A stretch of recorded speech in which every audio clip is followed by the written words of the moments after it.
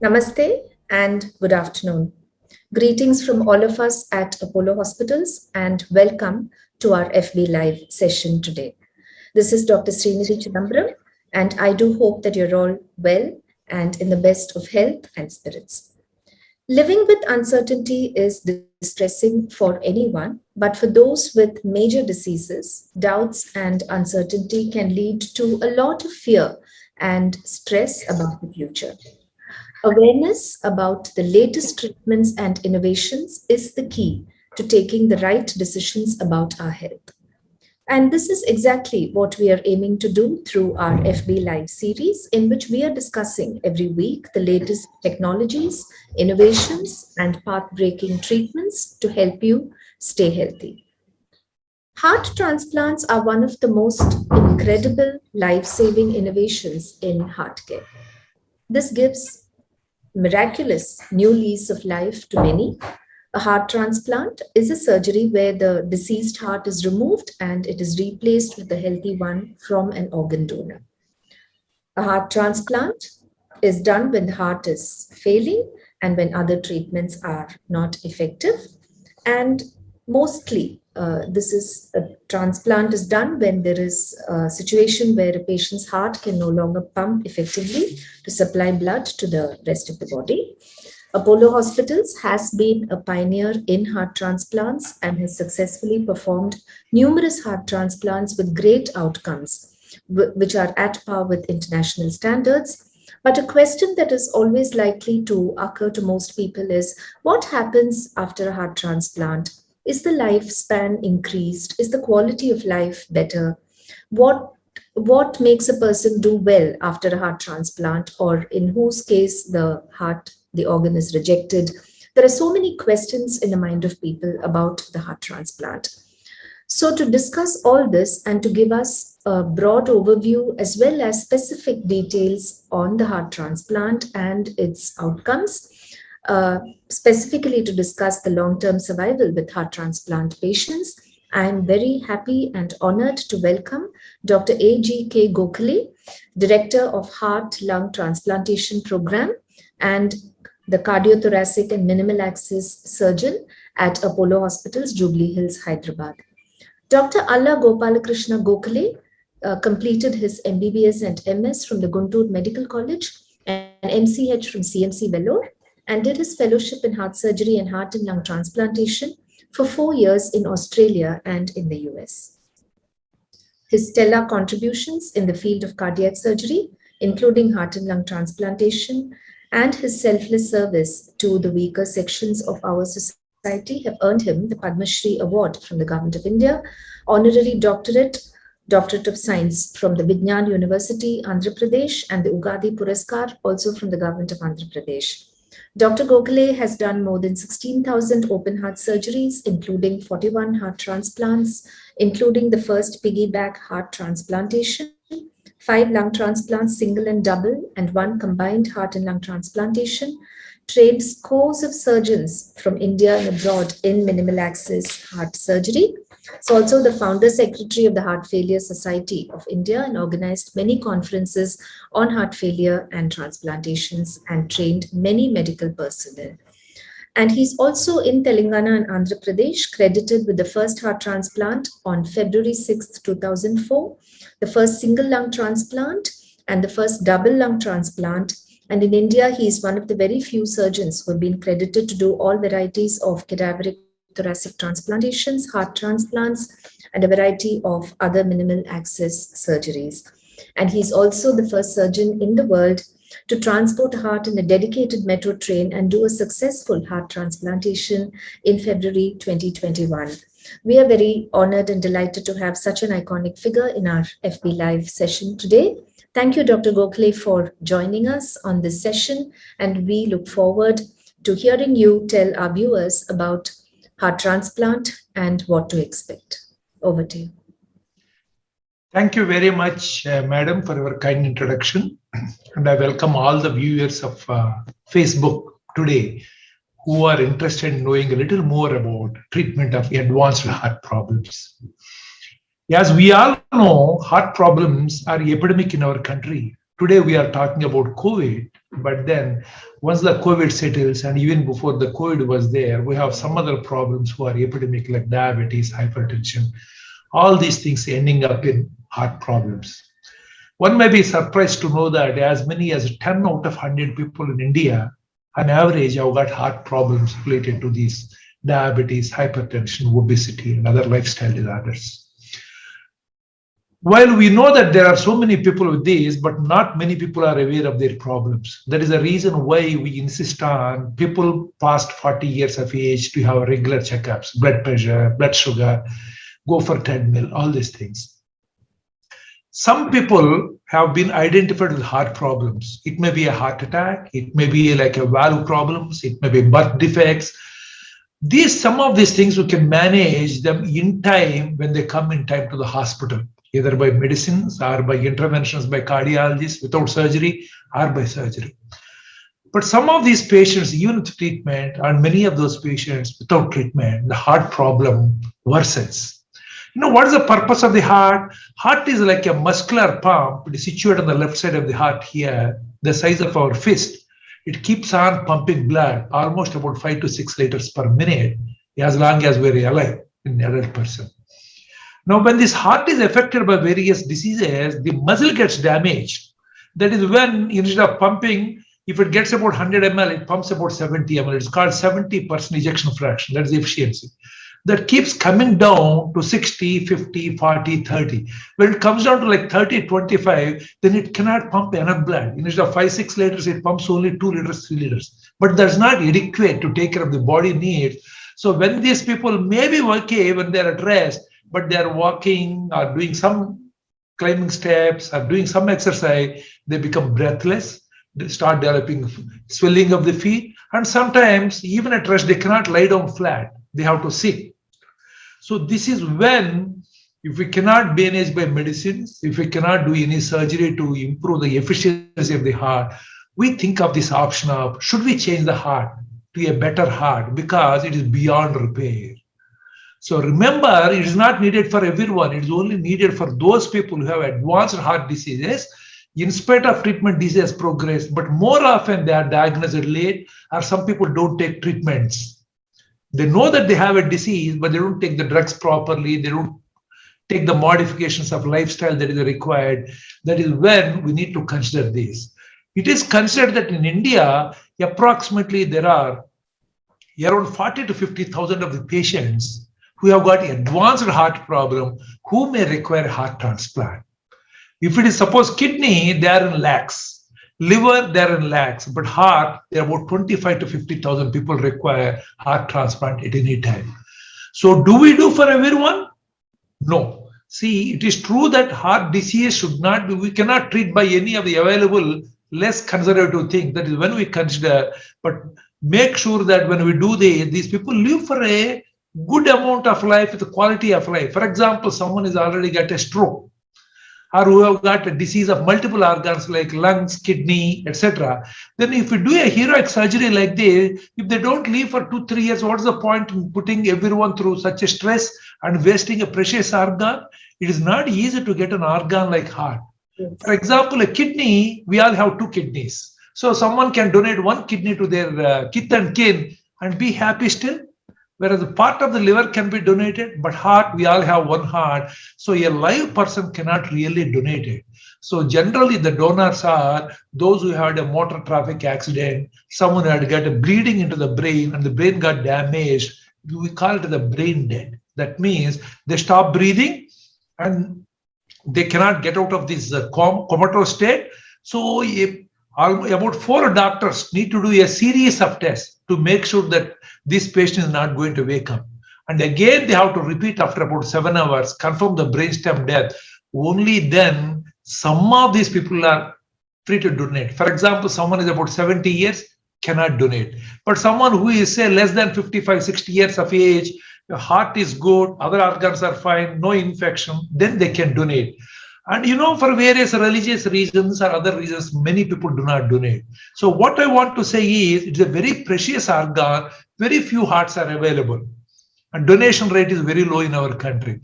So for whomever we want to do transplant, we want to make sure this person is going to have good quality of life for a few years. So we choose someone who's relatively young, whose organs are fine, who do not have any major cancer or any other infection. So we need to choose. We need to do some tests, make sure that if we do surgery, it will be successful. So in such situations, once we do the surgery, as you used one word during introduction, it is a miracle.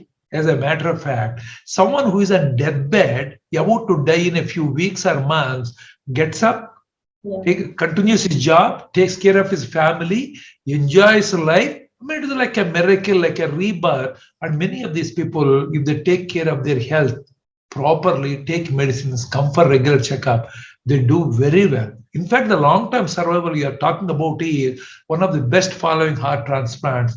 If the people come too late to us, then the results are bad. If they come too early, then we do not have enough hearts, we don't change it. So obviously, we have to follow them for some time.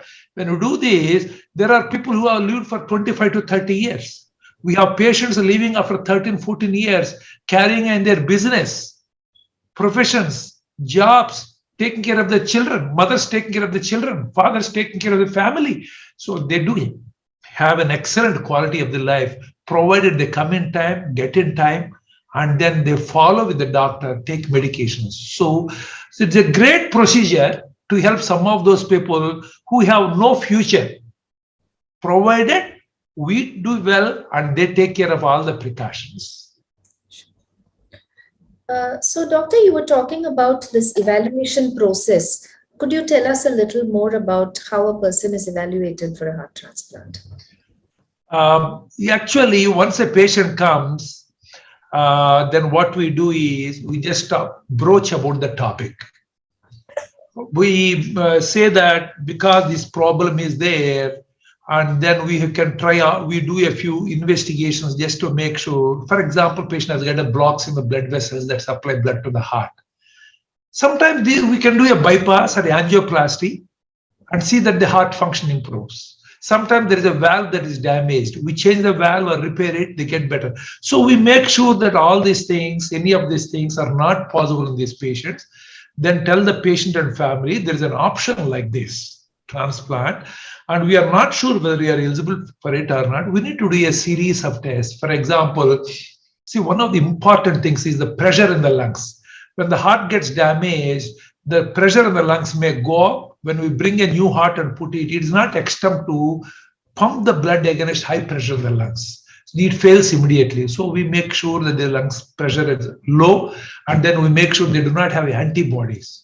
These days we get so many infections, so many autoimmune problems. Sometimes people have antibodies which can fight against the heart the moment we put it, destroy it immediately. It's called acute rejection. So make sure there are no antibodies. They do not have any active infections like viral infections. Sometimes cytomegalovirus, many infections. So we make sure that we do all these tests, see that they do not have any contraindications, relative or major. Most of the people less than 65 years of age, you can manage, provided other systems or her brain is fine. As I said, sometimes we have to do a combined kidney and heart transplant, combined heart and liver, if only 2 organs are affected. If 3 or 4 organs are damaged, then we cannot do. And sometimes people's psychology is so that in a situation of when they're desperate, they say, you do anything, we will do everything. But when you analyze through the help of a social worker, we realize that they're not taking medications even for simple problems before. And when you do a major surgery like this, they don't take the medications, they will die because of rejections. So we need to make sure that they're psychologically stable. They have a good social background. See, someone is single, they do not have anyone to take care of them. Even if they have money, it is a problem. We need a social support. This is a major problem that lifelong you have to take medication. You need to depend on the medical professionals to keep you healthy. So we need to make sure there are no diseases. We do a battery of tests. It takes about 4 to 5 days time. And with that, we come to a conclusion. Probably he doesn't require, or probably we cannot operate, and probably, yes, we can operate. This patient is likely to do well. So that's how we come to a conclusion doing these tests. So once the person is, you conclude that the person is eligible for a heart transplant, then because one hears about, people always ask about waiting lists and, Yeah. how soon can you actually Oh, yeah. go through? And we know that, we have people who wait for months, who are admitted and kept in some kind of treatment till an organ. So could you tell us a little more about that, about the availability of So, organs? you know what happens? See, in our country, for a long time previously, there have been stories about kidneys, people taking it. You need to pay money to get those things. So, for this, the government of India actually passed an Organ Transplantation Act, and which has got modified a few times. Today, it is totally legal. There is nothing illegal, and no recipient has to pay money for getting an organ from anyone for the heart. That's clear. It is a gift by the family of the person who has died to the society. So it's totally voluntary. No money is involved in this. Second thing is to make this transparent. Most of the states have got their own governmental organizations which supervise this. For example, you look at Andhra, Telangana, Tamil Nadu, Karnataka. These states have got very good organizations. In Telangana, we have a Jivandan program, and which is overseen by the government officials. So once I have a patient who is likely to require a transplant, then I register with them with the details of the patient. So all the hospitals register with this Jivandan. And whenever a hospital has got a potential donor, and they do all the tests and they inform this Jivandan. So then the Jivandan looks at who are waiting. Is the blood group matching? They look at that. And who is waiting for a long time? First come, first served basis in general. That is the way it works in our country. They look at that, and suppose my patient who is registered has been registered for some time and then been waiting for some time, then they call and tell our transplant coordinator, say that, you see, from your hospital so and so is waiting and looks like this is matched. So can you go and see that the donor heart is fine? It chooses your person. Please tell us in the next 1 or 2 hours time. In case you are not taking, we'll allot to the patient next. So that's totally systematic, no hanky-panky business, and none of us are involved in doing anything which is illegal. And next thing is, how long will it take? See, as you know, the donation rate in India is going up. It's good to see that it's going up. Whereas the best donation rates in the world are something like about 25 to 30 per million population. For us, it is about 1 per million population, which is less. But remember, 10 years back, it was 0.1. So we have grown 10 times. And all these government organizations are working, NOTO and various state government are working on promoting these donations and to tell the people that is a noble act, you will be able to save 8 to 9 people. It is increasing. In general, for heart, in these states, it takes about 2 to 3 months. Again, depends upon the blood group. For example, someone is AB blood group. AB group is rare. So the donation rate will be a little less. For someone who is a B or A, the availability is a little more. So in general, we thought it's about 2 to 3 months. Whereas you go to the North India, it may be 6 months to 8 months.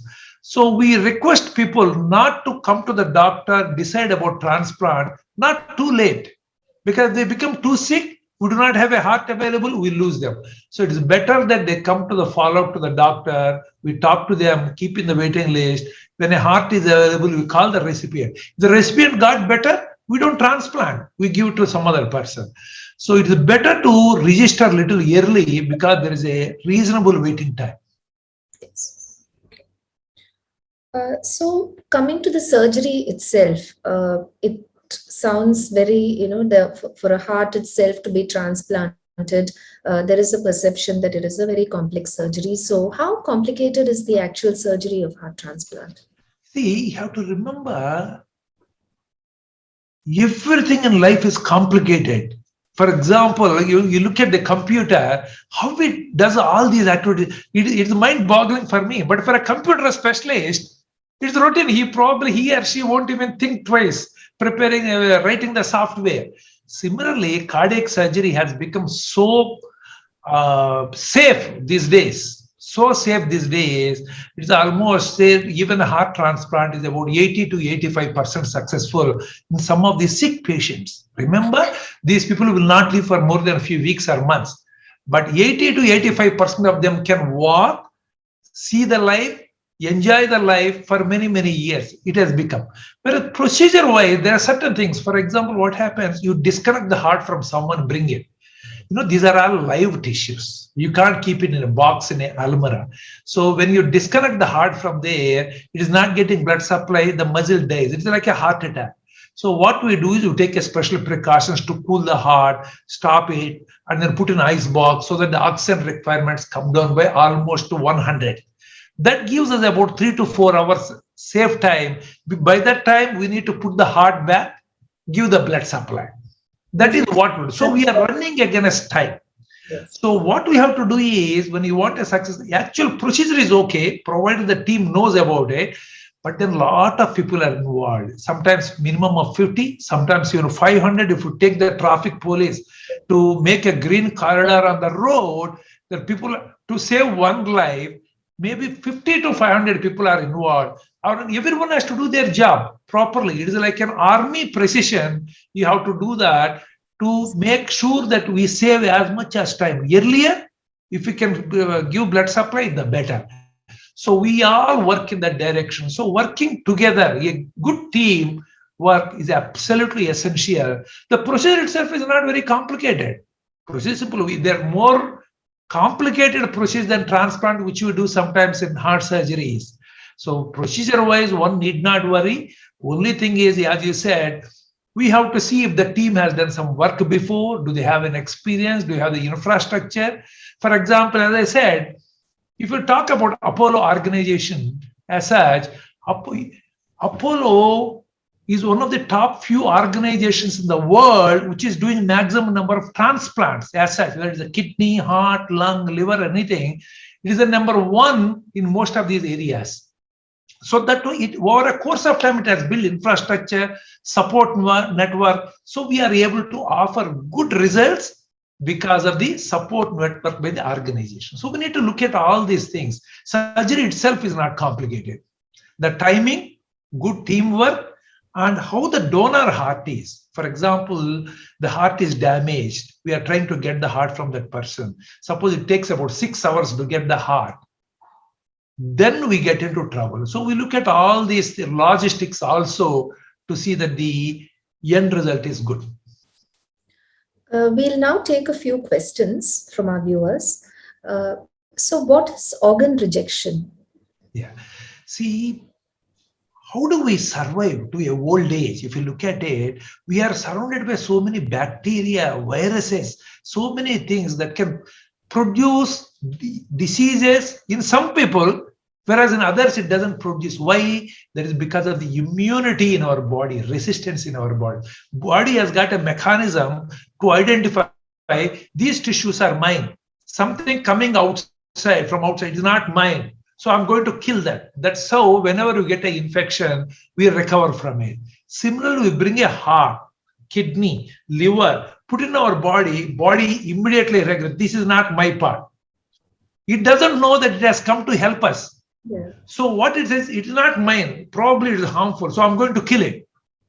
Now at this stage, unless we give drugs, it is going to kill. This is called rejection. Body is rejecting that part because it is something coming from outside. It is dangerous to the body. It thinks. So this is called rejection. It can be, for example, as I said, during tests, we make sure there are no antibodies, preformed antibodies. If they are there, the moment we put the heart, it is rejected immediately. But over a course of time, when we give drugs, sometimes they develop, if the drug dose is not enough, they are not taking properly, then the body can develop rejection again. And it is a dangerous thing if you don't identify properly. Not that everyone gets it. It's actually, we see mainly in the first year of a transplant. On average, 1 or 2 episodes will come. But most of these patients, when we identify and treat, they get back to normal. They do very well in the long run. Only thing to remember is, patients should remember that I need to take these drugs prescribed by the doctor. I need to do this blood test to see that the drug level is all right. And once we do that, if we tell them some symptoms like breathing difficulty, swelling of the feet, if they develop them, then they need to contact us immediately. So that way, rejection can be identified early, can be treated. And how long will a patient have to be in the hospital after a heart transplant? Yeah, it is a very good question. Sometimes you have discharged a patient on day 9 or 10, just like after bypass surgery. And sometimes, if they have a complicated course, they may need to stay for 2 to 3 months. It depends upon how bad their condition is before surgery and what is the condition of the donor heart and what are the post-operative complications.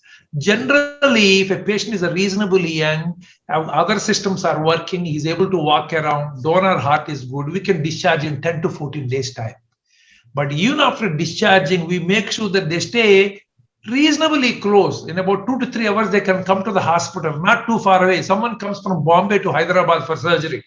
After surgery, they want to go back to Hyderabad. But we insist that, see, not every cardiologist surgeon deals with this transplant. So they don't know their problems, complications. So we tell them for a couple of months or 3 months to be around the hospital where they undergo surgery so that they can come for regular checkups. Initially, we ask them to come once in a week, then twice a month, then once in a month, like that. After 2 3 months, they can go and they can follow by video consultation. These days, video consults have become so good and they don't have to come. We ask the test, they upload the results, and we can talk to them and correct the drugs.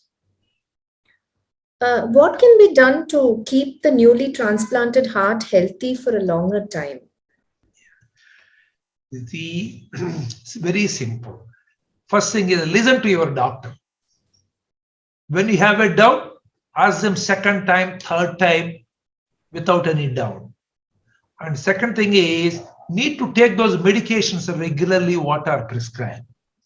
And we tell them certain things like watch your weight, watch your blood pressure, watch your pulse rate. And these are the symptoms which you develop, contact us. For this purpose, actually, we have a coordinator called transplant coordinator who is available round the clock. The moment they have any doubt, they call them. And then they need to do some blood tests to make sure that the drug level is all right and the drug dose is not too much. You asked me about rejection. If the drug doses are not adequate, they develop rejection. But if the doses become little more, and the immunity is totally suppressed, they can develop bacterial and fungal infections. So these things, and again, other things like controlling diabetes, controlling blood pressure, making sure that they don't become obese, eating a right diet, coming regularly for checkups. These things, you don't have to do anything, see, outside the thing. The same thing what we do for any disease, in fact. Listen to the doctor carefully, follow the precautions. When in doubt, contact. And this way, they can live for decades. You were talking about the food, that the kind of diet that they have to follow. So the next question is this: what foods can be taken and what should be avoided for better survival after the heart transplant? See, some of the problems, as I mentioned two problems after a transplant. One is a rejection. To prevent that, we take the drugs, and the other is infection. It happens if there are unhygienic surroundings, or probably there are some infection not treated in time, or drug doses are too much. There are a few more problems these patients can develop. For example, one of them is a coronary artery disease. See, the medicine has not yet reached its peak. This is an evolving field. We are better off today than 10 years back, and will be sure much better after 10 years. Today, some of these patients develop blocks in the blood vessels that supply blood to the heart, like any other heart attack. So that's why we monitor them. They are more prone. Maybe some sort of chronic rejection, we are not sure yet. So if, for example, if they take oily stuff, they don't take too much, they take probably foods that promote blocks in the heart. As I said, a lot of oil, lot of non-vegetarian stuff, or fast foods, and they don't take much fruits and green leafy vegetables, or they become obese. So some of these things, you don't have to be taking some costly diet or anything. Whatever we tell for general health, you take something, as I said, green leafy vegetables, fresh fruits, cut down oil intake, do regular exercise, make sure you are not overweight, and include, for example, fish is good for the blood vessels also, but mutton is not good. These are the things what we say, and if they do that, that's enough. And keep checking lipid levels. So are younger patients likely to survive after heart transplant more for longer years as compared to older people? See, yes, it is true that younger people are likely to survive longer, but remember, they're also likely to face more problems because they live longer. But the younger people have got system, body, the kidneys are better, brain is better, lungs are better. So the results are definitely better, and they can come for regular checkup, they can do exercise, all those things. But at the same time, remember, see, it is not a science. Medicine is not a pure mathematics. We still do not know why sometimes we lose younger people. Immunity can be very strong.